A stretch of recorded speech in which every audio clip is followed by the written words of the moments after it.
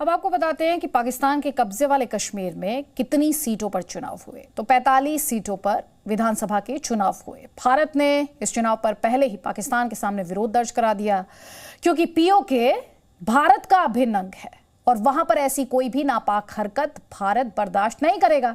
वैसे पीओके को लेकर भारत के मन में दशकों पुरानी कसक भी है, जिसे जम्मू कश्मीर से आर्टिकल 370 हटाए जाने के बाद खुले तौर पर भारत सरकार ने खुद कई बार लगातार सार्वजनिक मंचों पर साझा किया है।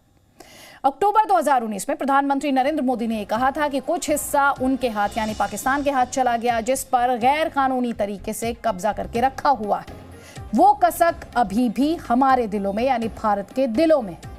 अगस्त 2019 में जब अनुच्छेद 370 हटाया गया था, गृह मंत्री अमित शाह ने संसद में खड़े होकर कहा था कि पीओके भारत का अभिन्न अंग है और पीओके के लिए जान भी दे देंगे। इसके बाद अगस्त 2019 में ही रक्षा मंत्री राजनाथ सिंह ने पाकिस्तान को चेतावनी देते हुए कहा था कि पाकिस्तान से अगर अब बात होगी तो पाक अधिकृत कश्मीर पर बात होगी, किसी और मुद्दे पर बात नहीं होगी। इसके बाद सितंबर 2019 में विदेश मंत्री एस जयशंकर ने घोषणा की थी कि पीओके भारत का हिस्सा है और एक दिन ये भारत का भौगोलिक हिस्सा भी होगा।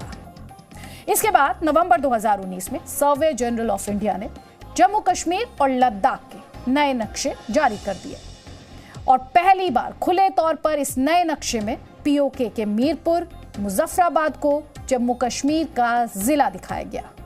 पीओके के गिलगिट बाल्टिस्तान को नए नक्शे में लेह जिले का हिस्सा बताया गया था। और साथ ही आपको यह भी बता देते हैं, चिल्हास ट्राइबल टेरिटरी और अक्साई चिन को लेह जिले में ही दिखाया गया, शामिल किया गया। यानी नक्शों के जरिए भारत ने पीओके पर पाकिस्तान को कड़ा संदेश 2 साल पहले ही दे दिया था और अब उस समय का इंतजार है जब भारत पीओके पर अखंड कश्मीर का अपना संकल्प पूरा कर लेगा।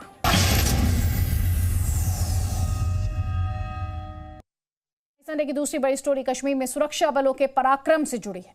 लश्कर की रीढ़ तोड़ने वाली ये खबर है। कश्मीर में आतंकियों के साथ एनकाउंटर में सुरक्षा बलों को यह बड़ी कामयाबी मिली है। सुरक्षा बलों ने शनिवार से जारी एनकाउंटर में लश्कर के चीफ आतंकी और हाफिज सईद के आतंकी बाबा को मार गिराया।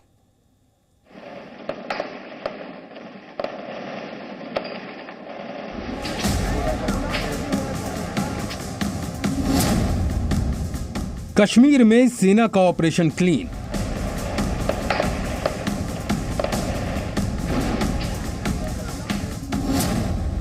मारा गया हाफिज का आतंकी बाबा। कश्मीर से आई ये बड़ी खबर लश्कर की कमर तोड़ने वाली है।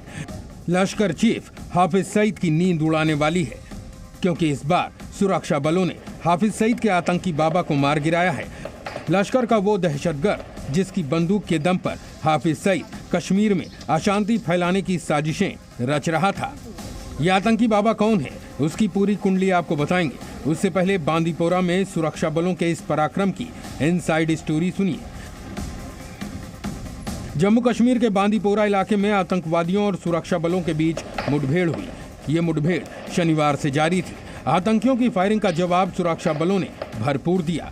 सुरक्षा बलों की गोली से लश्कर-ए-तैयबा के 3 आतंकवादी मारे गए 3 आतंकवादियों में से एक का नाम शाकिर अल्ताफ बाबा था, जबकि 2 आतंकवादी विदेशी थे।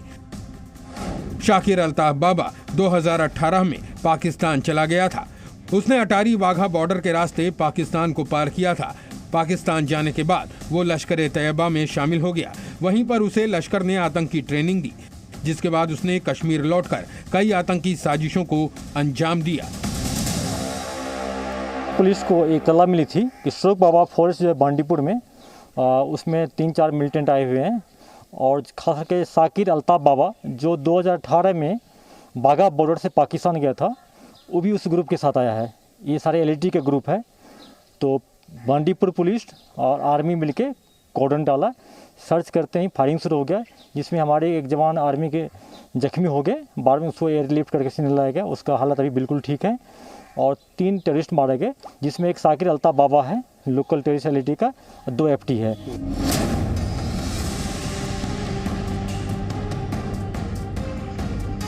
बांदीपोरा के अलावा कुलगाम में भी सुरक्षा बलों का सामना आतंकवादियों से हुआ। सुरक्षा बलों को कुलगाम में 3 आतंकियों के छिपे होने की जानकारी मिली थी, जिसके बाद जवानों ने ऑपरेशन ऑल आउट चलाया और पराक्रमी गोली से एक आतंकी मारा गया। कल रात में इंफॉर्मेशन मिला था कि कुलगाम में 3 टेररिस्ट छिपे हुए हैं, तो आर्मी पुलिस जाके वहाँ पर रेड डाला। रेड डालते ही फायरिंग हो गया, जिसमें एक टेररिस्ट मारे गए हैं और बाकी अभी सर्च कर एरिया को कर रहे हैं। हो सकता है कि 1-2 टेररिस्ट और जो भागा है कहीं मिल जाए। एनकाउंटर में आतंकी बाबा को मार गिराने के अलावा सुरक्षा बलों ने कश्मीर में एक और बड़ी कामयाबी हासिल की। कपड़े में पतली रस्सी से बांधकर रखी गई ये 4 चीजें देखिए। ये दहशत का सामान है, आतंकियों की आईईडी है, जिसके सहारे जम्मू कश्मीर के कुपवाड़ा में बड़े हमले की योजना थी, लेकिन सेना और जम्मू कश्मीर पुलिस ने ज्वाइंट ऑपरेशन चलाकर आतंकवादियों के इस खतरनाक प्लान को नाकाम कर दिया। ब्यूरो रिपोर्ट, जी मीडिया।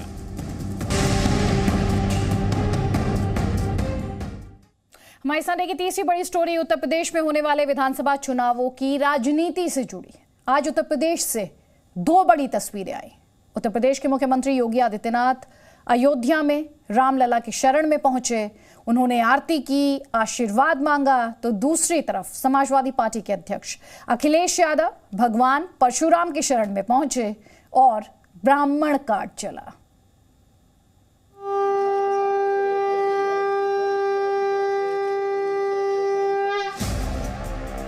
अयोध्या में योगी, लखनऊ में अखिलेश।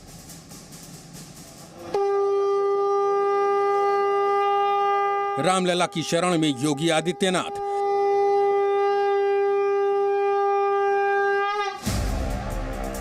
भगवान परशुराम की शरण में अखिलेश यादव। 2022 के लिए 2 दिग्गजों के 2 बड़े दांव। सबसे पहले आप अयोध्या से आई यूपी के मुख्यमंत्री योगी आदित्यनाथ की यह अनोखी तस्वीर देखिए। अयोध्या में रामलला के दर्शन, रामलला की आरती, माथे पर तिलक और रामलला के सामने दंडवत योगी आदित्यनाथ। रामलला के दर्शन के अलावा सीएम योगी ने अयोध्या दौरे में सबसे महत्वपूर्ण श्री राम जन्मभूमि परिसर में मंदिर निर्माण कार्य का जायजा भी लिया। उत्तर प्रदेश विधानसभा चुनाव से पहले अयोध्या बीजेपी और योगी आदित्यनाथ दोनों के लिए बहुत महत्वपूर्ण है। एक तरफ जहां अयोध्या में राम मंदिर का निर्माण कार्य चल रहा है, तो वहीं दूसरी तरफ योगी आदित्यनाथ राम पथ के साथ साथ अयोध्या का विकास पथ भी तैयार कर रहे हैं। रामलला के भव्य मंदिर निर्माण के बाद अयोध्या आध्यात्मिक नगरी के साथ साथ विकास का मॉडल भी बने, इसकी भी तैयारी की जा रही है। ऐसे में कोरोना महामारी से निपटने के लिए भी अयोध्या में कुछ खास इंतजाम किए गए हैं। योगी आदित्यनाथ इन्हीं तैयारियों की समीक्षा करने सबसे पहले राजा दशरथ मेडिकल कॉलेज पहुंचे। यहां उन्होंने स्वास्थ्य सुविधाओं का निरीक्षण किया।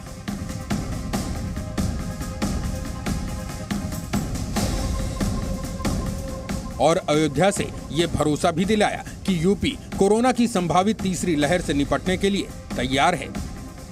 इसके लिए भारत सरकार के साथ मिलकर 2 लाख बेड का इंतजाम, प्रदेश को 4 वर्ष में 32 मेडिकल कॉलेज देने का कार्य और पीपीपी मॉडल के तहत 16 जनपदों में दिसंबर तक मेडिकल कॉलेज निर्माण का काम किया जा रहा है। थर्ड वेव की भी हमारी तैयारी लगभग पूरी हो चुकी है। जिस उत्तर प्रदेश का हेल्थ इंफ्रास्ट्रक्चर सबसे कमजोर माना जाता था, आज उत्तर प्रदेश इसमें नंबर 1 पर आ रहा है और अयोध्या का ये मेडिकल कॉलेज यहाँ पर अच्छी सेवा दे रहा है। प्रधानमंत्री नरेंद्र मोदी 30 जुलाई को सिद्धार्थनगर में रहेंगे। यूपी की स्वास्थ्य सुविधाओं के बारे में जनता को बताएंगे। इसीलिए अयोध्या में योगी आदित्यनाथ का ये दौरा काफी महत्वपूर्ण है। लेकिन विरोधी खेमा योगी के अयोध्या दौरे को 2022 के चुनाव से जोड़कर भी देख रहा है और समाजवादी पार्टी के अध्यक्ष अखिलेश यादव योगी के इसी दांव को ब्राह्मण कार्ड चलकर काटने की कोशिश में है। अखिलेश ने इसीलिए लखनऊ में पार्टी के ब्राह्मण नेताओं संग अहम मीटिंग की सुल्तानपुर की लम्भुआ सीट से विधायक रह चुके संतोष पांडे, पूर्व मंत्री प्रोफेसर अभिषेक मिश्र, रायबरेली की ऊंचाहार विधानसभा सीट से सपा विधायक मनोज पांडे, यूपी विधानसभा के पूर्व अध्यक्ष माता प्रसाद पांडे और बलिया से लोकसभा चुनाव लड़ चुके सनातन पांडे के साथ मिलकर यूपी में ब्राह्मणों के 12% वोटों को साधने की रणनीति बनाई और अखिलेश यादव को संतोष पांडे ने परशुराम की तस्वीर भी भेंट की।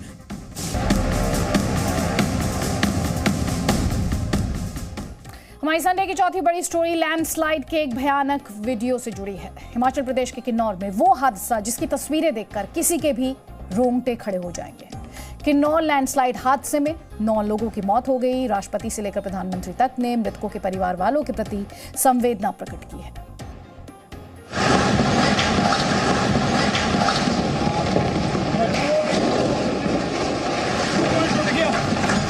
लैंडस्लाइड की दिल दहलाने वाली तस्वीरें,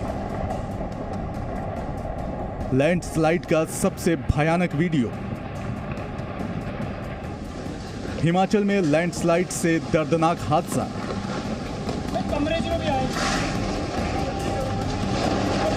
लैंडस्लाइड से कांप उठा हिमाचल का किन्नौर। तस्वीरें हिमाचल प्रदेश के किन्नौर जिले की हैं। सांगला छितकुल मार्ग पर लैंडस्लाइड की वजह से बड़ा हादसा हो गया। इस हादसे ने कैसे पूरे देश का ध्यान अपनी ओर खींचा, इसकी जानकारी बस थोड़ी देर में। उससे पहले यहां लैंडस्लाइड के दौरान हुई हर हलचल पर नजर डालिए। देखिए कैसे लैंडस्लाइड की वजह से पत्थर तेजी से नीचे की ओर आ रहे हैं।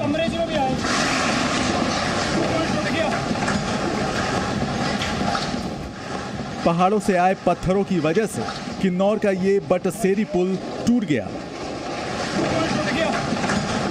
पहाड़ों से गिरे बड़े बड़े पत्थरों के कारण देखते ही देखते पुल तबाह हो गया। पत्थर के गिरते ही पुल का एक हिस्सा नदी में समा गया। बस कुछ सेकंड में ही ये मजबूत पुल धराशायी हो गया। इससे पहले शायद आपने ऐसी विनाश लीला पहले देखी हो, क्योंकि पुल का टूट जाना बताता है कि पहाड़ों से टूटकर नीचे गिरे इन पत्थरों का वजन और उनकी स्पीड क्या रही होगी। पहाड़ से आई इस आफत की चपेट में एक ट्रैवल गाड़ी भी आई। इस वाहन में कुल 11 लोग सवार थे, जिनमें से 9 की मौत हो गई और 2 लोग गंभीर रूप से घायल हो गए। हादसे के बाद सड़क पर जमे मलबे को हटाने और लोगों को सुरक्षित निकालने के लिए पुलिस और आईटीबीपी के जवानों ने बचाव का कार्य तेज किया। उधर किन्नौर लैंडस्लाइड में मारे गए लोगों के प्रति प्रधानमंत्री ने शोक व्यक्त किया। मृतकों के परिजनों को प्रधानमंत्री राष्ट्रीय राहत कोष में से 2-2 लाख रुपए और हादसे में घायल लोगों को 50,000 रुपए की आर्थिक सहायता देने की घोषणा की। प्रधानमंत्री के अलावा राष्ट्रपति ने भी मृतकों के परिवारों के प्रति संवेदना व्यक्त की। Bureau report, ji media. Presenting B News app, available on Google Play and App Store. Download it now.